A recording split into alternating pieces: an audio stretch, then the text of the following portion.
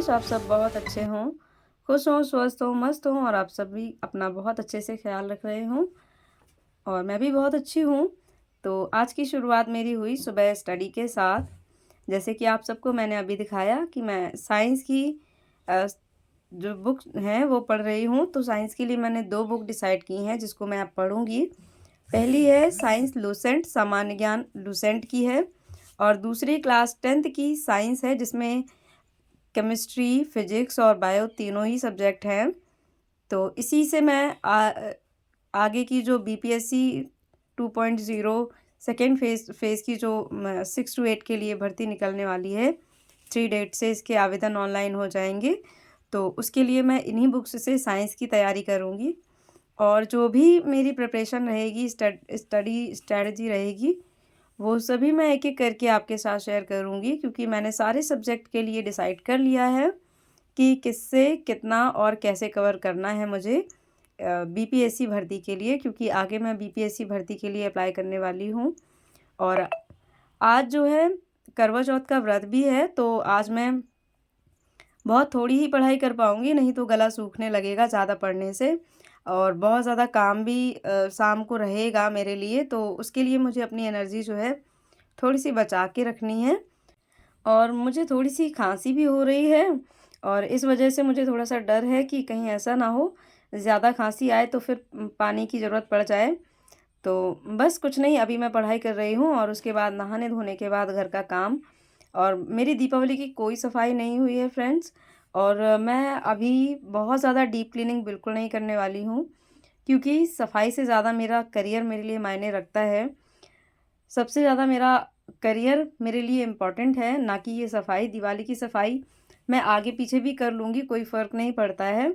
और वैसे भी मेरा घर बहुत ज़्यादा गंदा नहीं रहता है कि मुझे बहुत ज़्यादा नीड हो कि दीपावली पर डीप क्लीनिंग करनी ही पड़े, क्योंकि मैं लगभग 2 से 3-3 महीने के अंदर हर चीज़ को बहुत अच्छे से क्लीन कर लेती हूँ, deep clean, one by one करके। तो वैसे भी मेरी सफाई उतनी ज़्यादा डीप क्लीनिंग के लिए नहीं रह जाती है और थोड़ी बहुत जो होगी हल्की-फुल्की मैं डेली बेसिस पर 1-1 घंटा निकाल कर सारा काम कर लूँगी दीपावली का।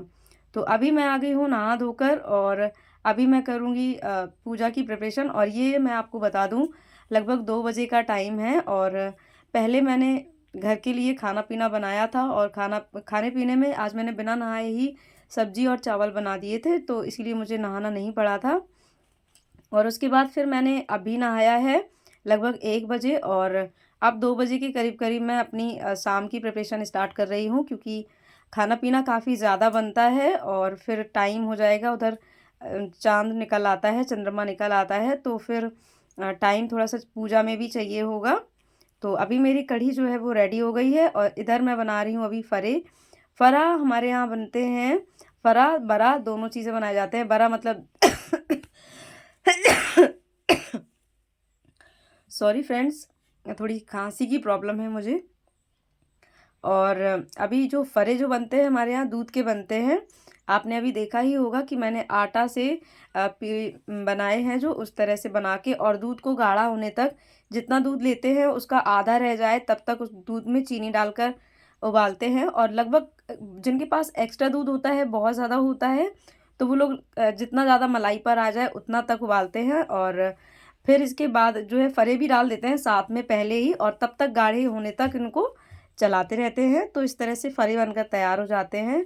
दही बड़ा और चावल, कढ़ी, सब्जी, पूड़ी, कचौड़ी, इतना सारा आइटम बनना है और मैं सब कुछ थोड़ा-थोड़ा बना रही हूँ। जितना मुझसे ज़्यादा से ज़्यादा हो जाएगा मैं कंप्लीट करूँगी।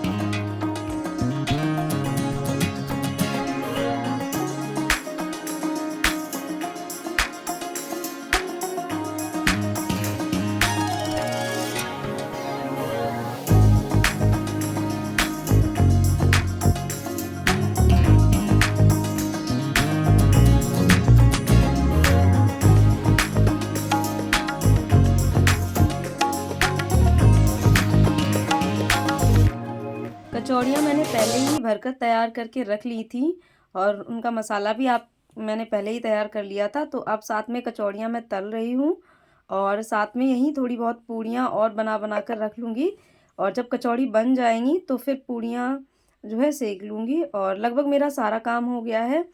छोटी-छोटी 7 रोटियाँ बनानी रहती हैं, वो भी मेरी बन गई हैं। चावल, कढ़ी, सब्ज़ी और फरे सब कुछ बन गया है, केवल कचौड़ी और पूड़ी ही रह गई है।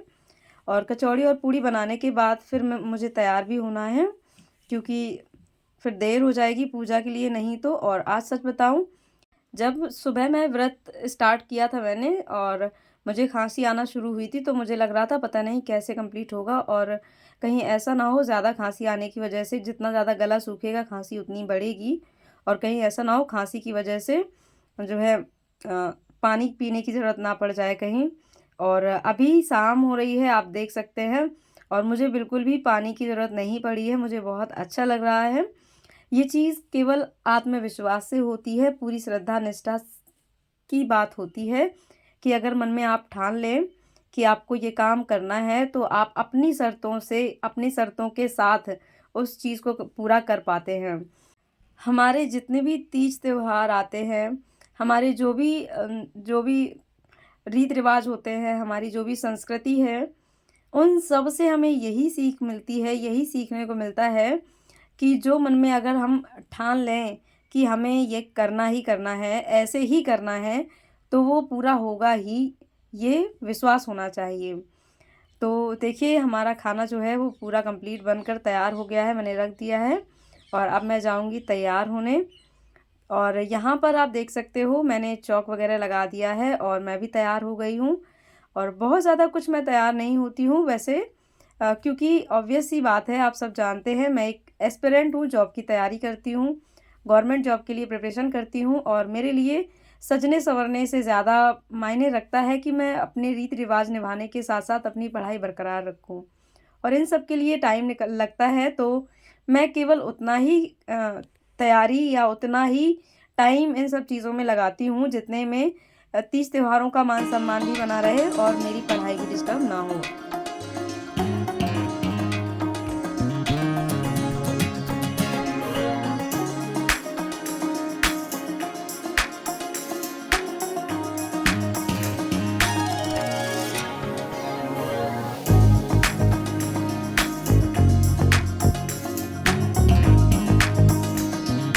तो यहाँ मैं कर रही हूँ पूजा की तैयारी, और हमारे यहाँ इस तरह से करवा चौथ माता को जो भी श्रृंगार यूज़ करने वाले होते हैं हम लोग, पहले उनको चढ़ाते हैं और उसके बाद फिर हम, तो मैं रंग, सिंदूर, जो भी चीज़ें मैंने अपने लिए खरीदी हैं, वो पहले मैं उनको अर्पित करूँगी और उसके बाद फिर मैं तैयार हो जाऊँगी इन सब चीज़ों के साथ। और मैंने मेहंदी नहीं लगा पाई है, जैसे कि आप सबको पता है कि पहले मैं पैट के एग्ज़ाम में बिज़ी थी और उसके बाद फिर मैं वहाँ से वृंदावन चली गई थी, वृंदावन मथुरा, जिसका व्लॉग मैंने अभी तक अपलोड नहीं किया है, आगे मैं आपके साथ अपलोड करूँगी। तो जो भी चीज़ें हैं मैं यहाँ अर्पित करके खुद तैयार हो रही हूँ। और मेहंदी के लिए मैंने वो कोन वाली मेहंदी जो मतलब लगा के बैठते वो वाली नहीं ली है, ये एक ट्यूब आता है, जिसको थोड़ी देर के लिए लगाओ, 5 से 10 मिनट के लिए, और बस बहुत अच्छा कलर आ जाता है मेहंदी का। मैंने वही ट्यूब लिया है और आप देख सकते हो, अभी मैंने कोई मेहंदी नहीं लगाई थी, अब मैं बस सिंपल सी मेहंदी लगा लूँगी, क्योंकि करवा चौथ में पूरा श्रृंगार करना बहुत ज़्यादा मायने रखता है। और यहाँ पर यशवी भी ज़िद करने लगी थी, तो पहले मैंने सोचा यशवी को ही लगा देती हूँ, कन्या है, ज़्यादा शुभ होता है। और सच बताऊँ तो मेरी पूरी पूजा पाठ में यशवी जो है बहुत इंटरेस्ट ले रही थी। आगे-आगे देखना आप यशवी का बिहेवियर, आपको बहुत सारी चीज़ें एकदम अजीब लगेंगी। और बस झटपट-झटपट मैं यशवी की मेहंदी अभी यहाँ लगा दे रही हूँ। और जब तक मैं यशवी की मेहंदी लगाती हूँ, तब तक मैं आप सबको एक यहाँ पर कहानी मैं बताती हूँ, करवा चौथ व्रत रहने के पीछे जो एग्ज़ैक्टली मान्यता है वो क्या है। वैसे तो कैलेंडर वाली कहानी हम सभी जानते हैं और बहुत सारी लोग और भी चीज़ें जानते होंगे। आप लोग भी कमेंट करके मुझे ज़रूर बताइएगा आप कौन-कौन सी कहानी जानते हैं। और जो कहानी मैं आपको बताने वाली हूँ, जो इसके पीछे रियलिटी मुझे पता है, मैं आपको बताने वाली हूँ। वो आपको पता है या नहीं, ये भी आप कमेंट सेक्शन में बता सकते हैं। तो चलिए मैं आपके साथ शेयर करती हूँ करवा चौथ का जो कब से मनाया जाता है और अ, इसके पीछे जो मेन रीज़न है वो क्या है। तो जैसे कि आप सबको पता है, दशहरे को रावण दहन होता है, रावण मारा गया था। और रावण का नौवार जो होता है हमारे यहाँ, मतलब जब कोई ख़त्म हो जाता है तो उसका दिन मनाया जाता है। तो ऐसे ही रावण का जो दिन था वो 9 दिन के बाद मतलब रखा गया था, जिसको नौबार कहते हैं। तो नौबार वाले दिन करवा चौथ पड़ा था और रावण ने हर किसी को कुछ ना कुछ ज्ञान दिया था, लक्ष्मण जी को, श्री राम भगवान को, क्योंकि आप सभी जानते हैं रावण एक बहुत विद्वान पंडित था और उसने सबको कुछ ना कुछ दिया था वरदान के रूप में, ज्ञान के रूप में।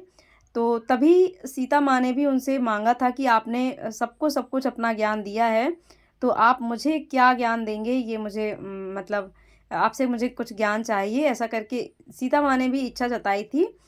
तब रावण ने उसे सीता माँ को वरदान दिया था कि अगर जिस दिन मेरा नौवार होगा, जिस दिन 9 दिन के बाद, जिस दिन मतलब दिन होता है कोई ख़त्म हो जाने के बाद, उस दिन अगर सीता माँ अपने पति की लंबी आयु के लिए व्रत रहेंगी और पूरी विधि-विधान से पूजा-पाठ करेंगी, चंद्रमा को अर्घ देंगी, तो उनके पति जो है दीर्घायु होंगे। ऐसा रावण ने सीता माँ को वचन दिया था, वरदान दिया था। और इसी वजह से दशहरे के बाद आप देखेंगे 9 दिन बाद करवा चौथ पड़ता है और इसी दिन सभी महिलाएं, सुहागिन महिलाएं अपने पति की लंबी उम्र के लिए व्रत करती हैं। और ये मान्यता मुझे पता थी और मैंने आप सबके साथ शेयर की, क्योंकि मुझे लग रहा था कि ये मुझे आपके साथ शेयर करना चाहिए। और बहुत सारे लोग अलग-अलग तरीके से करवा चौथ के बारे में जानते हैं। तो कितने लोगों को ये चीज़ पता है? आप लोग कमेंट सेक्शन में बताइएगा। कितने लोगों को पहले से पता थी? आप लोग मुझे कमेंट सेक्शन में ज़रूर बताइएगा। और यहाँ मैं छत पर गई थी चंद्रमा की पूजा करने, क्योंकि अंधेरा था छत पे, तो इसीलिए कुछ दिखा नहीं, इसलिए मैंने बहुत ज़्यादा वीडियो शूट नहीं किया। और यहाँ मैं पूजा पाठ करके छत से आ गई थी और अब मैं यहाँ पर पूजा करूँगी और आपको देखिएगा बहुत इंटरेस्टिंग कुछ दिखाने वाली हूँ यशवी से रिलेटेड। तो आप ज़रूर से बने रहिएगा वीडियो में। और अगर आप चैनल पर नए हैं तो चैनल को लाइक, शेयर, सब्सक्राइब कर दीजिएगा। देखिए अभी यहाँ पर यशवी जिद कर रही थी, क्योंकि यशवी को सुबह से पापा ने बता रखा था कि आज पापा की पूजा होने वाली है। पता नहीं यशवी के पापा को भी क्या क्या मस्ती सूझती है और मजाक मजाक में उन्होंने बताया यशवी को चिढ़ाने के लिए। अब यशवी तब से इस चीज़ पर अड़ी थी कि मम्मा मेरी पूजा करेगी, ना कि पापा की। तो मैं क्या ही बताऊँ आपको। बहुत ज़्यादा बहस करने के बाद, समझाने के बाद जब यशवी नहीं मानी, तो फाइनली मुझे यशवी की पूजा करनी पड़ी। तो मैंने उसको टीका लगाया और जो है उसको मिठाई खिलाई, फिर 10 रुपए दिए। तो मैंने कहा बस बेटा आपकी पूजा हो गई है, अब आप जाओ। तब जाके यशवी यहाँ से हटी थी, वरना हट ही नहीं रही थी और ज़िद कर रही थी कि मम्मा आप क्या करने वाले हो, आज किस चीज़ का त्यौहार है और ये होता क्या है। बहुत इंटरेस्ट लेते हैं इस एज के बच्चे, स्पेशली जब ये बच्चे 5 से 6, 7, 8 साल तक के होते हैं, तो इनके अंदर बहुत सारी क्यूरियोसिटी जागती है। तो हमें बच्चों को डाँटने की बजाय, उनसे चीज़ें छिपाने की बजाय, उनके साथ एक हद तक जितना एक चीज़ मतलब लिमिट में शेयर ज़रूर करना चाहिए, ताकि इन बच्चों के मन में बहुत ज़्यादा कुछ ऊट-पटांग ना आए और उनको मतलब सही चीज़ों का सही अर्थ पता चलता रहे और समय के साथ धीरे-धीरे और चीज़ें जानती जाएँगी। तो बस इसके बाद फिर देखिए वही जिसके लिए पूरे दिन से मैं भूखी प्यासी थी, और बस इनकी पूजा करने के बाद फिर मिठाई वगैरह खिलाने के बाद फिर इसके बाद मेरा व्रत मतलब खुलवाएँगे ये। और हमारे यहाँ ऐसे ही मतलब पूजा होती है, ऐसे ही किया जाता है।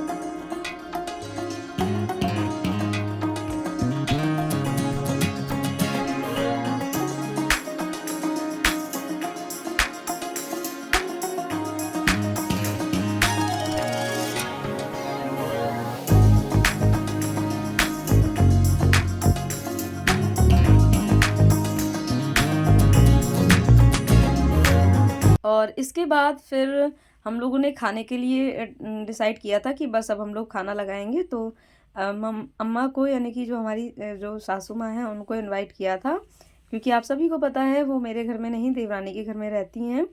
और जब भी कोई तीज त्योहार होता है, वैसे तो वो कभी भी खाना खा सकती हैं, हमारे यहाँ कहीं भी खा लेती हैं, क्योंकि हम 4 भाई हैं, तो वो कहीं भी खा लेती हैं। लेकिन जब भी कोई तीज त्योहार होता है, तो हम लोग स्पेशली ध्यान रखते हैं कि उनको इनवाइट करना है और कह देते हैं कि अम्मा खाना यहीं खाना। तो बस उनको बुला लिया था और साथ में यहीं पर तेनाली रामा चल रहा है और हम लोग तेनालीरामा ही देखते हैं मोस्टली जब भी खाना खाने बैठते हैं टीवी देखते हुए, तो तेनालीरामा देखते हुए ही खाना खाते हैं। और इसी रूम में मैंने पूजा की थी और बस यहीं पर बैठकर हम लोग अभी खाना खा रहे हैं। मैं अभी नहीं खा रही थी, अम्मा को, यशवी को और इनको दे दिया था मैंने। तो मैं थोड़ी देर से ही खाऊंगी, क्योंकि आप सबको पता है अगर सुबह से भूखे हों तो एकदम से खाना नहीं खाना चाहिए। और मैंने एक मिठाई का पीस और पानी ले लिया था, तो इसके बाद मैंने सोचा थोड़ा सा अपने आप को रेस्ट दूं, ब्रेक दूं, उसके बाद फिर मैं खाना खाऊं। और उसके बाद बस खाना पीना हो गया है हमारा, लगभग 10:30 बज गया है टाइम। और तो आज का व्लॉग मैं यहीं बस एंड कर रही हूँ। और कैसा लगा मेरा करवा चौथ का व्लॉग कमेंट सेक्शन में ज़रूर बताइएगा। मिलती हूँ अगले वीडियो में। Till then take care.